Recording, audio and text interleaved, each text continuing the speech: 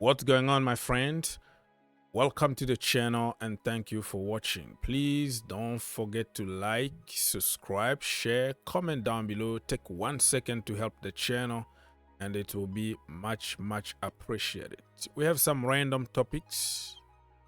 The transfer window is gonna end in 10 days and things are getting very interesting.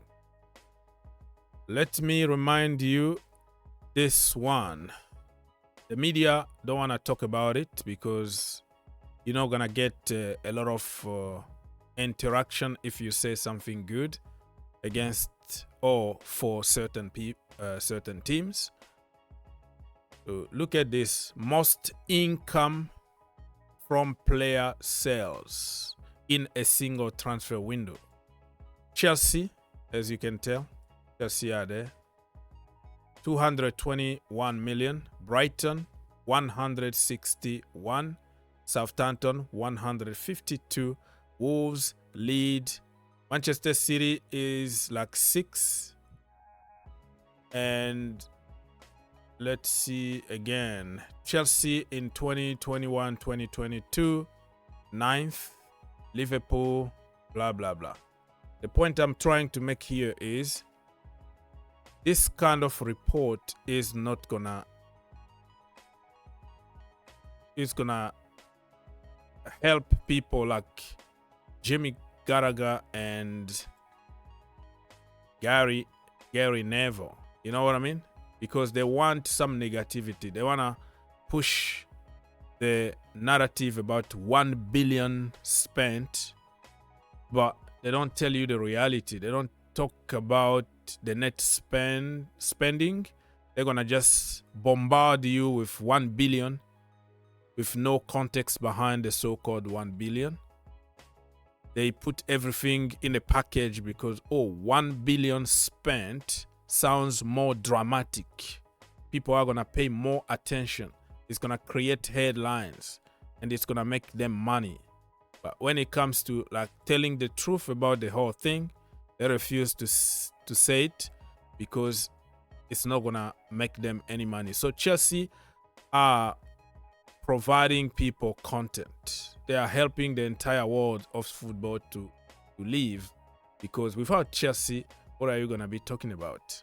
It's gonna be boring, isn't it? And talking about transfer, this transfer here from Chelsea was really awful. Raheem Sterling, Saul Niguez, Zakaria, Aubameyang, Ukurea, Wesley Fofana. Not one single window though. I'm talking about the latest Chelsea kind of madness on the market that didn't really pay off for one reason or another. Some players were okay, other players are struggling with injuries, and some players really were very poor. Let's be honest, very poor. The narrative continues. Chelsea paid 20 million to loan Joao Felix and he flopped, according to this account here. Many accounts are copying and pasting the same thing though. That's what social media is all about. Somebody will come up with some stupid ideas, put there, and then it goes viral and everybody is copying, pasting, changing one word or changing the structure of the sentence to make it like this is my tweet or something. This is stupid. So 20 million loan, yeah, it was expensive. I have to give it to them. And he then went to Barcelona and flopped, according to them. What is the context and what is your definition of flop? I don't know. And then now Chelsea decided to go and sign him back for 60 million. First of all, it's not 60 million. The whole package, no bonuses, no nothing, is 50 million. I will prove you in the next page. And then he's gonna sign 7 years. No, he's signing 6 years plus 1 in option. And for a 24 years old, I think Chelsea can even get their money back if they decide to sell him one day. Time will tell. But people are looking for content. People are looking for something to say so they can keep the light on and put some food on their tables. Chelsea are feeding the entire world. And we see here Joao Felix arriving in London. You see the guy there? Yeah, the cycle showing you. So he already passed his medical. Everything is all right. And in the next hours, he's going to be announced as a Chelsea player officially. For the other way, Mr. Gallagher is flying tonight to Madrid to complete his move, because Chelsea wanted to make sure that the Joao Felix deal was done before they allow Gallagher to go to Madrid and conclude the deal. Mamardashvili is a very, very tough name to pronounce. We're going to call him Giorgi. So Liverpool are trying to sign him and let him go on loan. And then they're going to get him next season or after a few seasons. The problem now is, do really Liverpool need another goalkeeper? They have probably the best goalkeeper in the world right now, Alisson Becker with Thibaut Courtois. But overall, as a ball-playing goalkeeper and shot stopper, I think he's better than Courtois. Courtois in terms of, imposing himself, tall, charismatic, shot stopping, but he can't play with his feet. So I'm talking about the whole package. Somebody who can do both and who got the size also is Alisson. He's like, I don't know how old is he, but let's say 30 years old. Let me just guess. For a goalkeeper, that is very young. He could go until 38 years old, because we saw even this guy here, Neuer still on top of his game. And Bayern Munich even tried to buy Kobel and loan him out for a few seasons to see if Neuer is going to slow down so they can bring Kobel. But until now, he's just getting better and better by the years.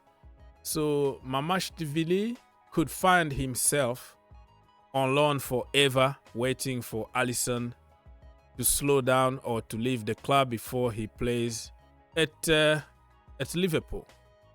And are you going to tell me that this is what Liverpool needed this transfer window? Why are you going for a goalkeeper while you still need a DM and to reinforce some other positions?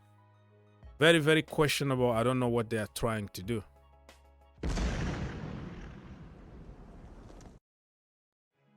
We move very quickly to Eddie Nketiah is not willing to take a pay cut from his 120K per week to move to Nottingham Forest. I don't know what Arsenal are trying to do. Eddie Nketiah actually wanted to go to Marseille.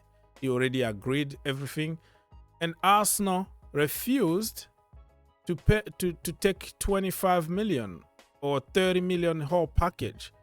Brother, who in his right mind is gonna pay 50 million that you are asking for Eddie Nketiah? Let's be honest.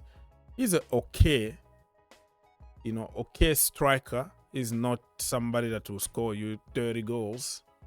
So instead of taking the money, they decided to reject two times the bid from Marseille. So now they're gonna have to try to loan him with option to buy or try to cook some kind of deals. But I think it was so easy for them to just, hey, listen, man, take the money. This is pure profit. He's from our academy, and we are taking off the book like 120K a week. Many people say that it was 100K a week. They gave him number 14 jersey from Thierry Henry, and many people didn't appreciate that. And this source here is reporting, TalkSport actually reporting that he's on 120K. That is a lot of money. He doesn't deserve that money though. Let's be honest. Okay, Sky Sport Germany. Understand Chelsea have agreed to pay 50 million for Joao Felix with bonuses included. So this is what I was talking about.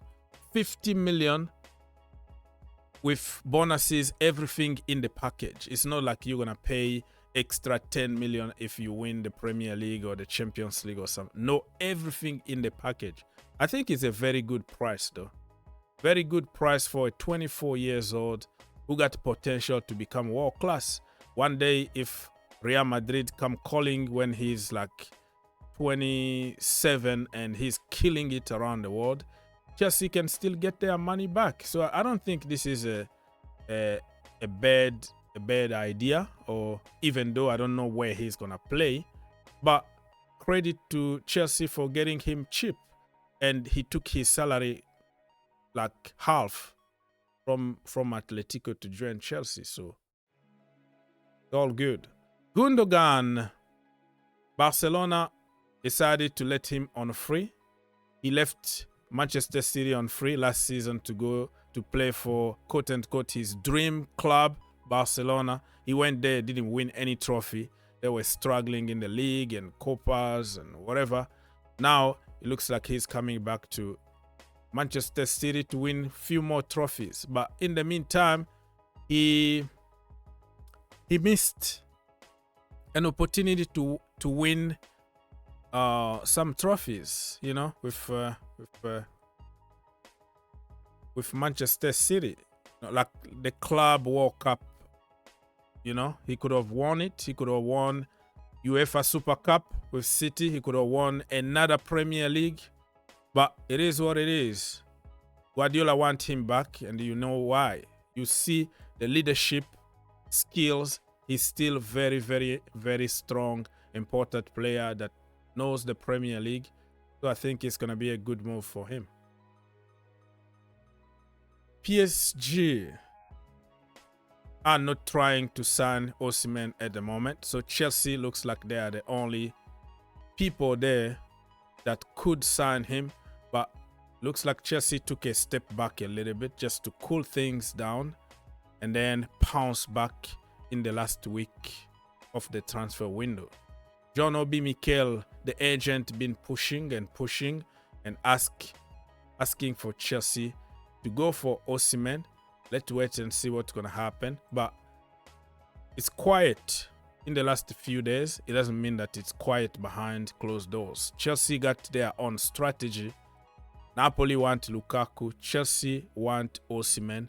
At some point, they're going to come together and make a deal on this one, because they can't afford to keep those players. Lukaku can't come back at Chelsea. Osimhen don't want to stay at Napoli, and Napoli don't want to keep him because he's on a ridiculous salary there. They can't afford to have his salary and also Lukaku's salary. But Chelsea need to act very fast. If they want Osimhen, you never know. Arsenal might jump to the opportunity. PSG can wake up in the morning and say, you know what? Forget it. We're going for this guy. And then Chelsea are going to be the biggest losers.